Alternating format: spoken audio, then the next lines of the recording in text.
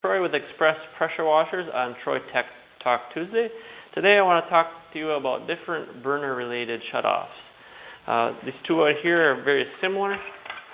They're put into the system, probe style, in the piping, and it's a temperature thermostat. This one here, if you follow me over here, Lachelle, goes right there at the outlet of the coil. It's plumbed in, wired to the system. Another temperature thermostat shutoff.